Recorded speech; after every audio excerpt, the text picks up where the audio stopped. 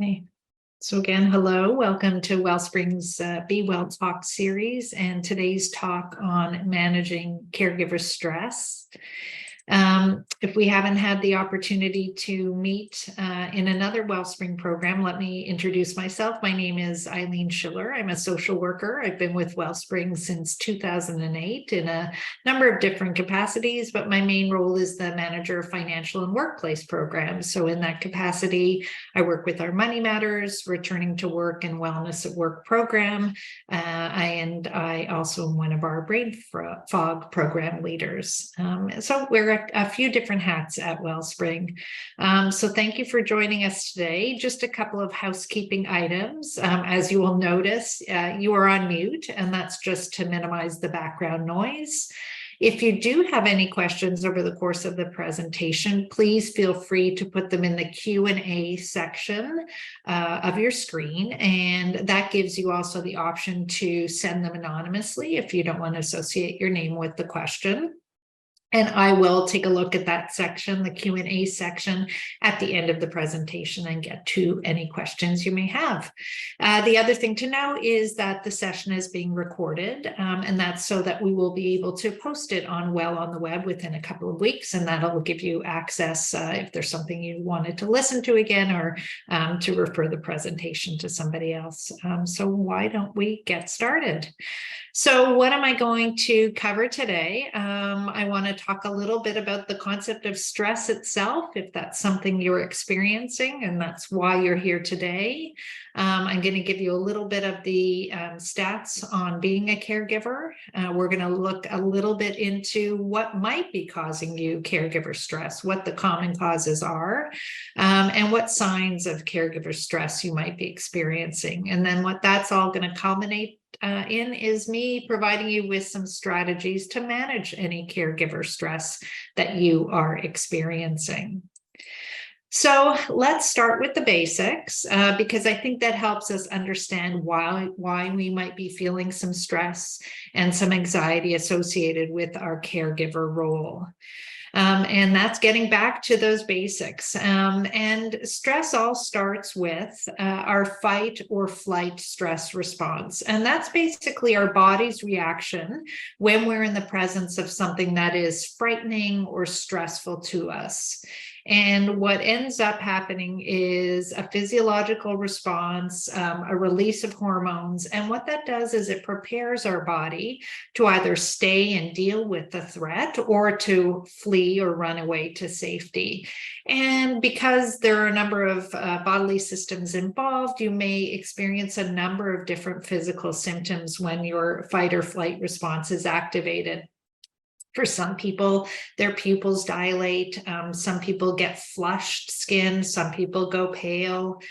Your heart rate might accelerate. You might start breathing rapidly. Some people shake. So again, all different types of reactions you may have when that response is triggered. So part of our brain specializes in scanning incoming information for danger. And most things, thankfully, pass by what I'll call our brain's risk filter. So if we're out for a walk and we see someone walking a small dog on a leash, that's going to pass by our risk filter. Nothing's going to get triggered. But if something seems a little bit dangerous, maybe a big barking dog, not on a leash, running towards us, our fight or flight response might end up getting triggered, and our body may get ready to run in this case, or fight for our lives, probably not. And so because the fight or flight response essentially primes our bodies for action, it can actually play a pretty critical role in our survival. And that's what it was, created for. It's what gets us essentially to slam on the brakes if a cyclist suddenly appears in front of our car out of nowhere. And although not originally developed for this purpose, the fight or flight response can also help us perform better in situations where we're under some sort of pressure to do well. So it may kick in if you're about to do a work presentation or if you're about to write an exam in school. So here's the important part. Just as important as it is that the fight or flight response kicks in when it's needed, it's just as important that the response comes to an end when it's no longer needed. And there are two ways that the response can come to an end. First, the source of the stress, or the stressor as it's called, can disappear. So in our previous scenario, the owner of the large barking dog runs up, catches the dog and puts it back on a leash. So the stressor disappears. Or we can use coping skills to help us calm the response. So an example there would be you were in the waiting room with your partner to meet with the doctor to get some test results. Your fight or flight stress response is activated. You're nervous while you're waiting. So maybe you do some breathing exercises to calm the stress response. So that's typically what happens. However, as we all know, the stressor in our lives don't always go away, or we don't always have the ability to cope with certain stressors. And, an example of a stressor that doesn't let up very easily would be a loved one's medical condition. And what happens in that case is our fight or flight response ends up being continually activated, and that results in chronic stress. And with chronic stress, as we know, comes a whole host of mental and physical symptoms that we're going to focus in on shortly.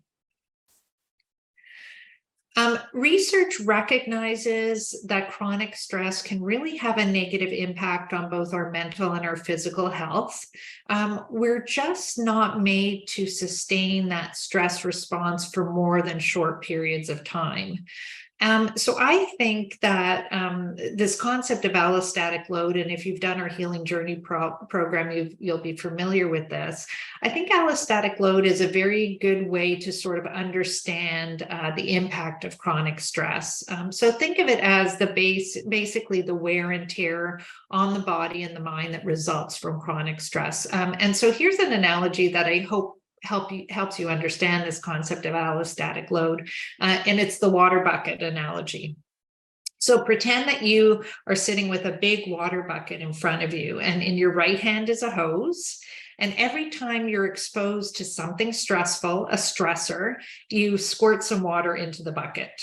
And every time you get stressed, you squirt some more water into the bucket. But every time a particular stressor disappears or you recover, maybe you've invoked some helpful coping mechanism, you get to dump a bit of the water out. But what happens is if your squirts into the bucket are more than the dumps out of the bucket, you're going to fill up that allostatic load bucket all the way to the top, and you're going to reach your stress threshold. And that's when we experience things like burnout or those physical or mental symptoms that we didn't have before. So anyways, just an interesting concept for understanding what happens when we're just, beyond what our bodies and our minds can deal with. So now that you have sort of a basic understanding of stress, I want to focus in a little bit more on caregiver stress specifically. And let's look a little bit at the statistics, because to me, they're very, very telling. So in terms of number of family caregivers, there are 7.8 million Canadians that are family caregivers at this time, which is a staggering amount. Last year, the Ontario Caregiver organization, I'll tell you more about them later, did a spotlight report. It was mainly focusing on caregiving during the pandemic, but they did a survey of about 800 caregivers. And I find the results very, very interesting. So about a third of caregivers spend more than 10 hours a week providing care.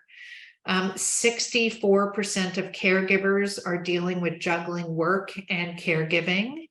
49% of caregivers who were providing caregiving for less than 2 years reported feeling burnt out. And 63% actually said that they felt that they reached some sort of breaking point. So again, if you are feeling caregiver stress, you can clearly see that you are not alone. So knowing that caregiver stress is very, very real, how are we going to manage it?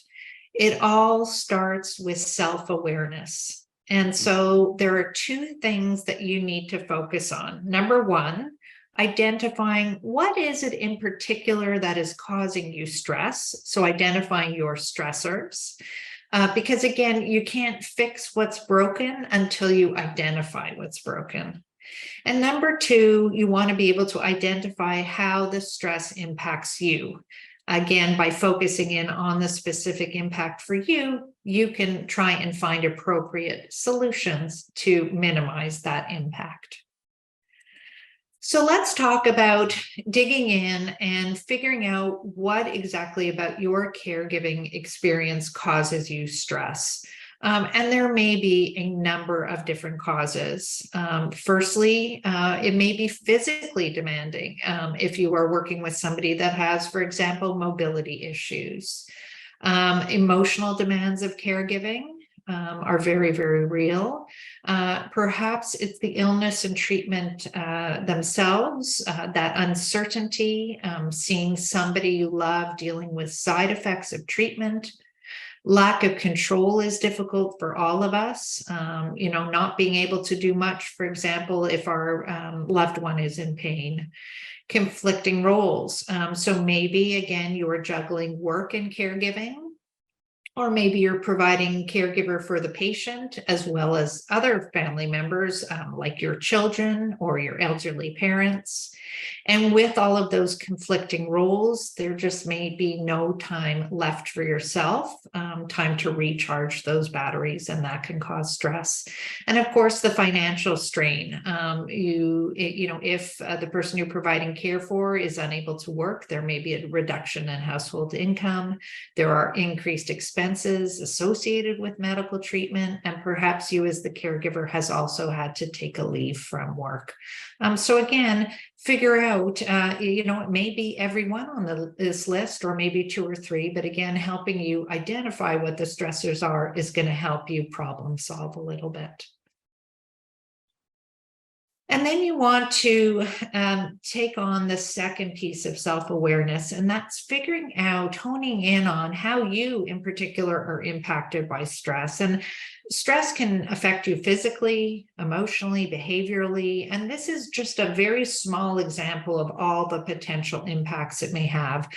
So maybe we're somebody who, when they're stressed, gets headaches, a very real physical symptom.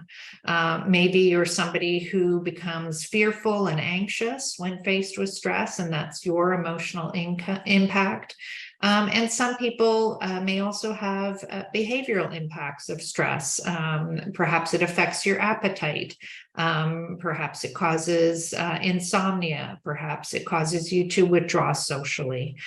So again, you want to try and identify how it impacts you, because again, that's going to help you figure out how to make it better. So once we've identified what our particular stressors are and the impact that they have on us, what can we do with that information? And there's basically what I provide, a two-pronged approach to tackling caregiver stress. So number one, you're trying to work with the stressors themselves, the things causing you stress, and trying to ease those. So number one, easing the stressors. Number two, you're trying to lessen their impact, be it physical, emotional, and/or behavioral. So let's start with strategies for easing the stressors.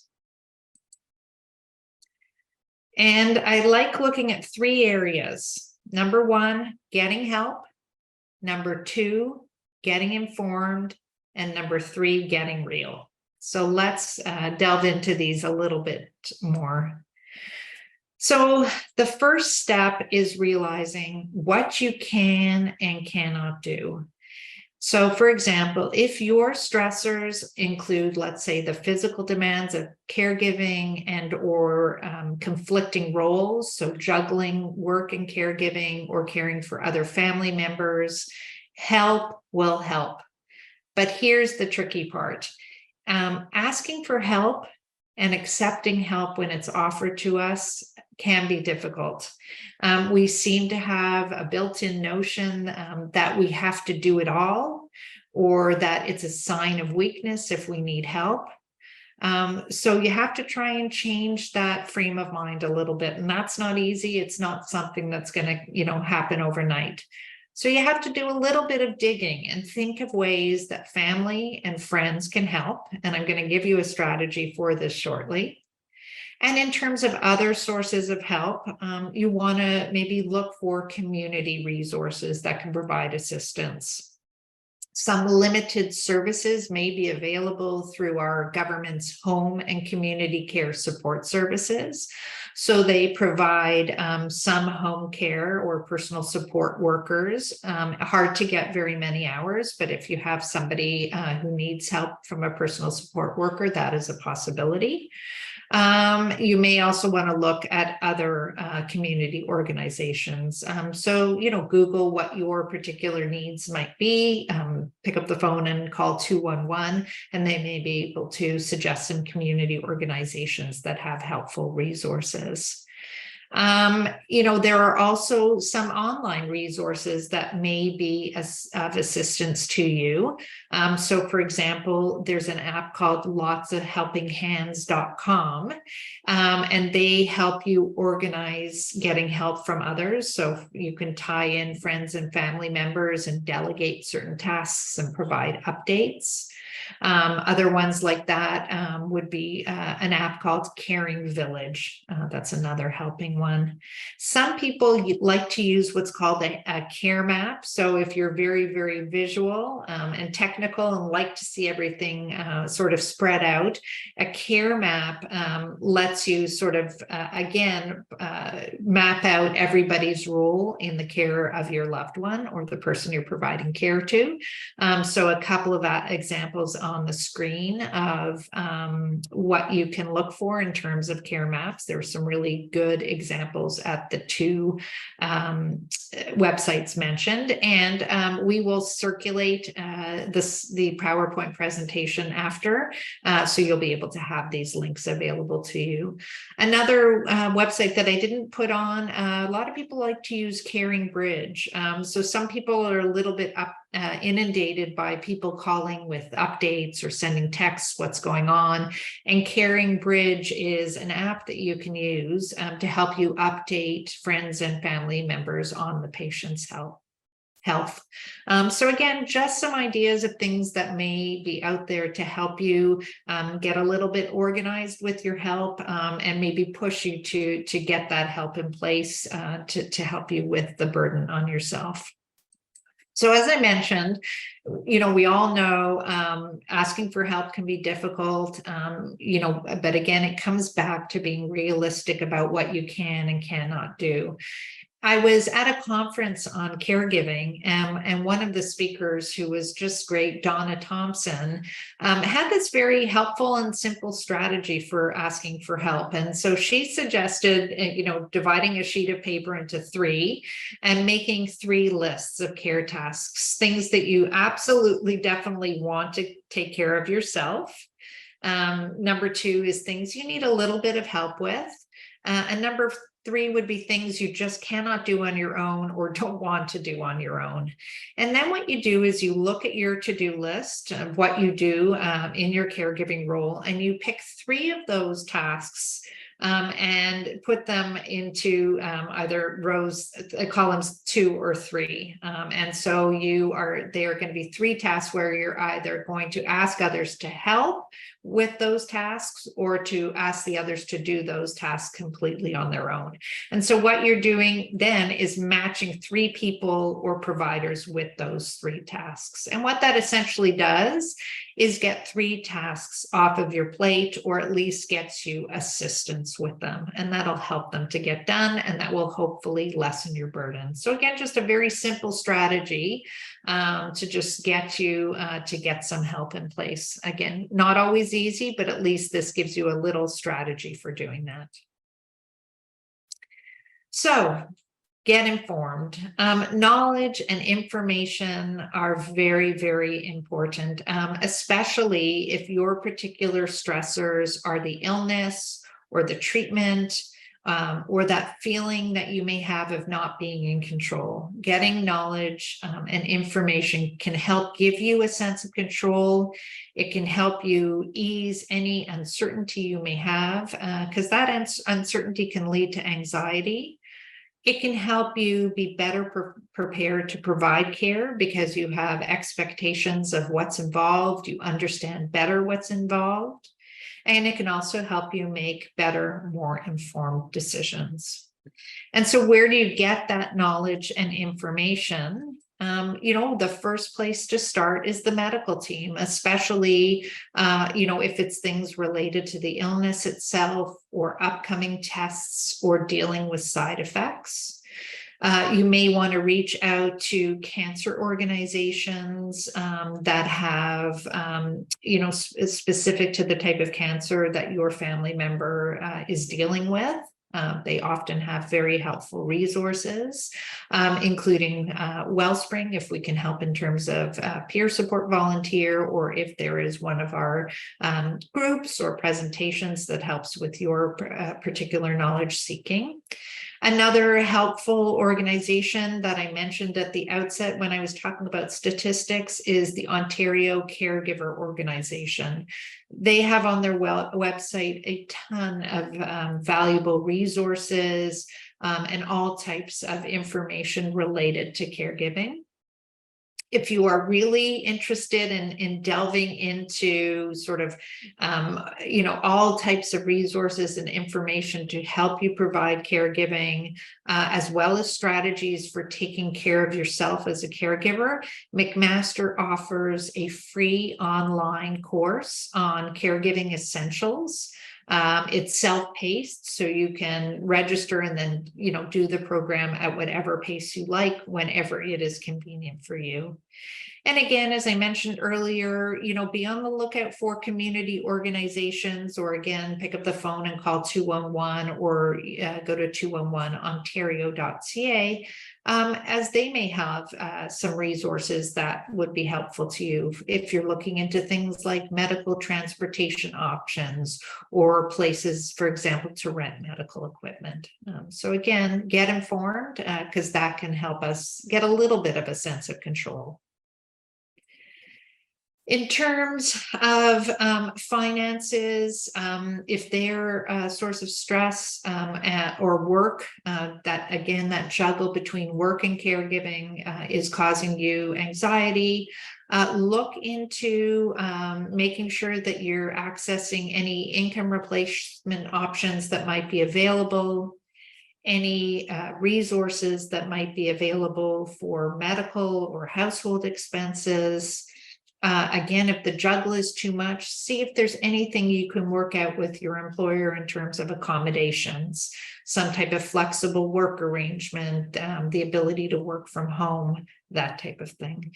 And don't hesitate to reach out to our Money Matters program if you need help with any of the things on this slide, as we can help you just make sure that you're maximizing any resources that might be out there. And then get real. That's my last piece of advice for, dealing with the stressors attached to caregiving. We have to learn to accept that perfection may not be possible with everything that you have going on. And as hard as it is, we have to know that it is okay if we're, the good enough caregiver. And if you can accept that, and it's not easy, it's going to lessen some of the stress, some of the guilt, some of the self-judgment. So how do you do that? Again, it's not an overnight task. It's something you have to work on. So start by changing your thoughts. If you think, for example, that you are the only one that can look after, the medications, or take your family member to the grocery store because no one else can do it the way you do, try to rethink that. Recognize that others may be able to do some of the things that you do, and that's going to ultimately lessen your load. Change your words. Stay away from the shoulds. They're pretty dangerous. So I should be playing with my kids instead of taking a break. I should have stayed longer at the hospital. Just keep in mind with caregiving, there are no shoulds. And you may have to also change some of the behaviors. We can't and should not strive again for perfection. So we may not be able to get everything done. If in a particular day the bed doesn't get made, the dishwasher doesn't get loaded, or you have to order groceries online, that's okay. It's going to lessen your load, and in the end, going to make you, a better caregiver because you've lessened your load.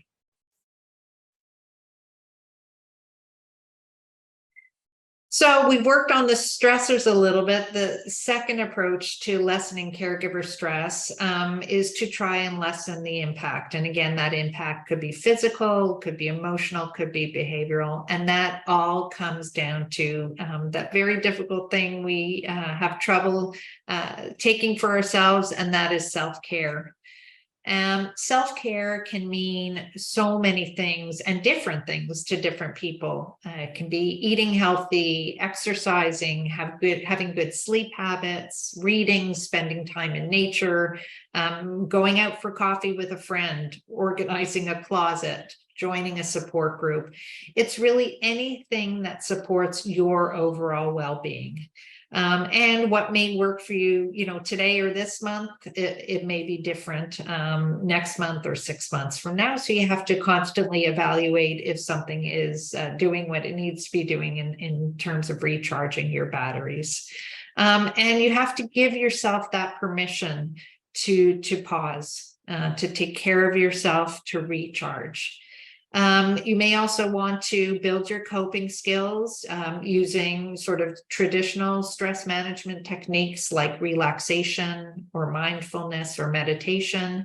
There are so many courses you can take online through YouTube, and there are tons of apps as well.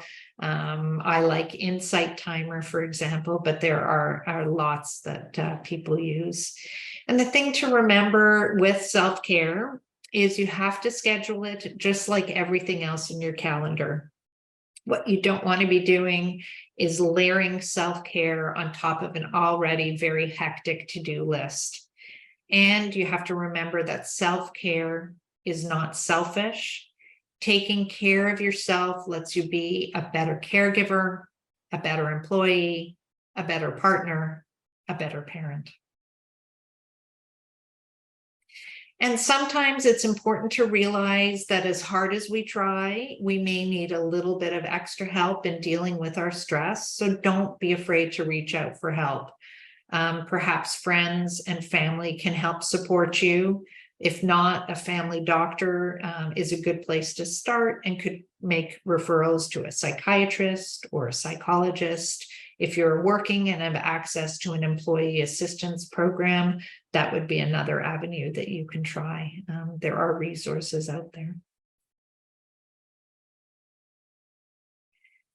The bottom line, as the saying goes, you can't pour from an empty cup. So take the time to take care of yourself first.